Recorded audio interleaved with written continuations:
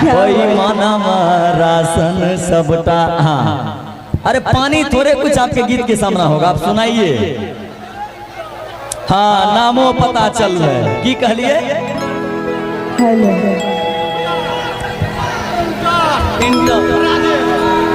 राजेश भाई छोकिना। अच्छा यहाँ का जो डीलर है उनको नाम है राजेश। खाली मान हानि के केस नहीं करियो। कोई बात नहीं, क्या मारेंगे तो मार भी खा लेंगे, क्या लेकिन मनोरंजन के लिए गाएंगे ये गीत उनके लिए। पिंटर और राजेश। अब पिंटर ने सपरते तो प्रिंटर कह देवे, बुझलो। हाँ प्रिंटर गाइए गाना को, सब शांत हो जाएंगे। आइए बारिश छूटले एगो दूगो गायर तो हो ना डीलर का, अपने बारिश छूट छूट सखिया के राज सतरिया बनले अब मनवा राशन अपने दोनों डीलर का खाए छे। तीनों डीलर सॉन्ग लॉकडाउन में आया था, आप लोगों ने बहुत प्यारा आशीर्वाद दिए जो कि गा के सुनाएंगे अभी आप लोगों को। और आपका प्यार देखे ना पानी छूट गया। प्यार आप ओरिजिनल में करते हैं। आइए गाना सुनाइए, पानी छूट जाएगा। ये आगे मोदी जी भेजल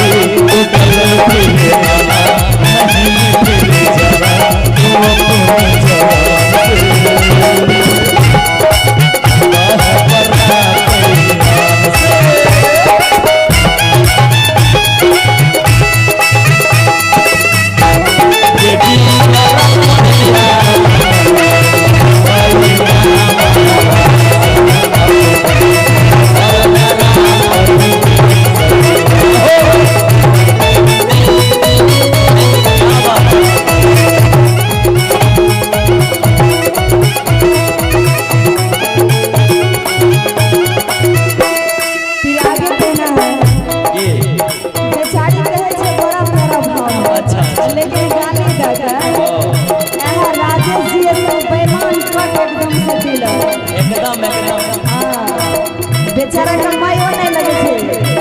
4 गोटा के राशन में नाम रहे छे, दूगो के काट के हटाय देलक। आ राशन तेल त मिलते नहीं छे, राशन तेल त साफे नहीं दे छे। आ जे हो चावल गहूं मिले छे ना 5 किलो का, ओहो में से 2 किलो काट लेलक। है फिल्टर संसन डीलर सा जी आ के छे बेचारी केना आगे हमारा के नाम है राशन में नाम छे।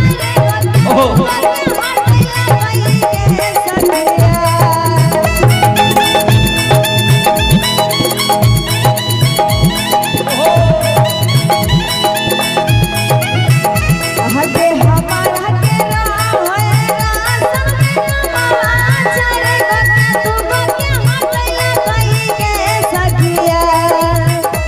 की ये सखिया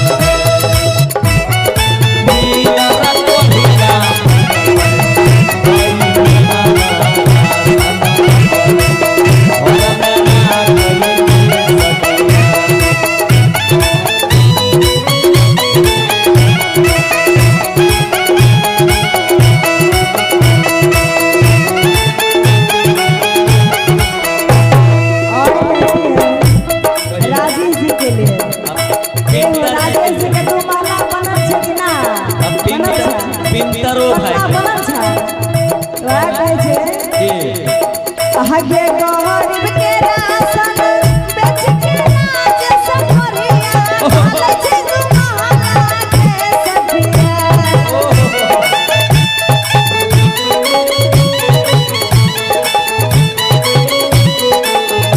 आगे गरीब के राशन बेच के पिंटर चोरिया ढालै छै दुमहला के सखिया एक मिनट कहै छै कि गरीब दुखिया के राशन बेच बेच के उ कोढ़िया रजसवा जे छै गांव घर में नहीं त गाली देलक हमारे चाची सब देते छे कि हाँ, दो महला की पीट लेलक हन अच्छा आ सोचे छै बापे के छिए सब ना जी वह कहै छै कि आगे सखिया के पीएम सीएम डीएम हाय आ कुछ नहीं कहे राशन अपने अच्छा आ